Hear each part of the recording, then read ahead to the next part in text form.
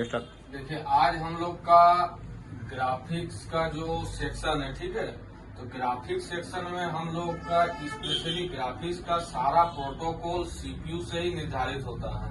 सारा protocol CPU से निर्धारित होता है। मीपी लाइन हो गया, रीसेट हो गया, आईएनटी हो गया, ठीक है। सारा कुछ सीपीयू से आएगा तब जाके ग्राफिक्स आता है। तो ग्राफिक्स आने के लिए कुछ वोल्टेज स्पेशली बनना जरूरत होता है, जो कि हम लोग का एक है एलयूबी आईसी, एक ग्राफिक्स कंट्रोल ड्राइवर आईसी, इसको भी हम लोग बोल सकते हैं, जिसका काम सिर्फ इतना है +5 एंड -5 को बनाना, ठीक है।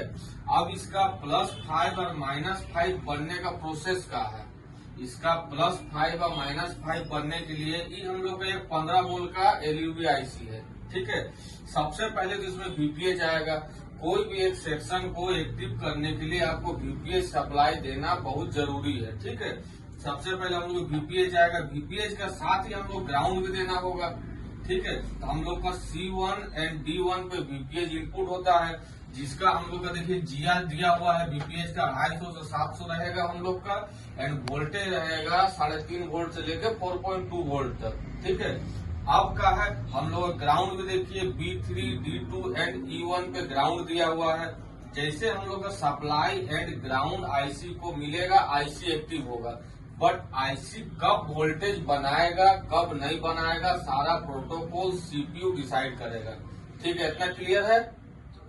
अब का है हम लोग का जैसे ही आपका डिस्प्ले कनेक्ट होता है, सीपीयू समझ जाता है कि हमारा डिस्प्ले लग चुका है।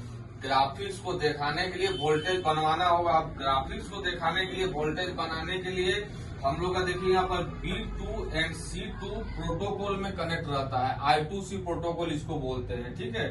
डाटा एंड क्लॉक लाइन जो कि सीपीयू के साथ में जुड़ा रहता है। इस लाइन से सीपीयू ग्राफिक्स आईसी को रीड करता है कि हम लोग ग्राफिक्स आईसी है कि नहीं है।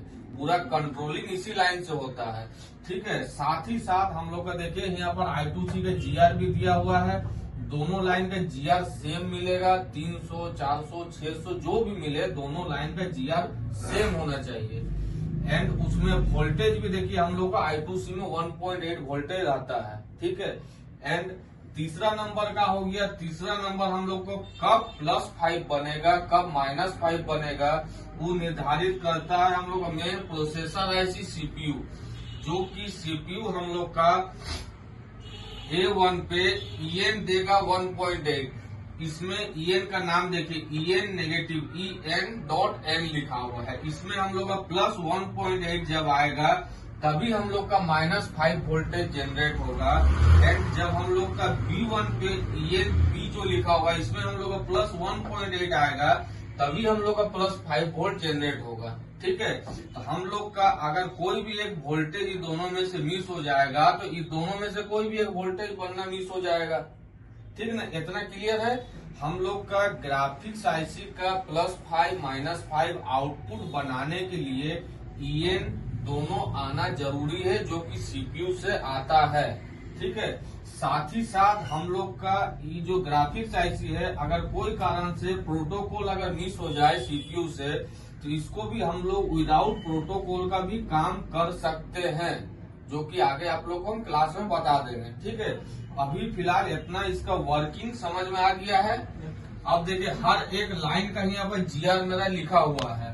वीपीएच का जीआर 250 से 700, वोल्टेज रहेगा 3.7 से 4.2।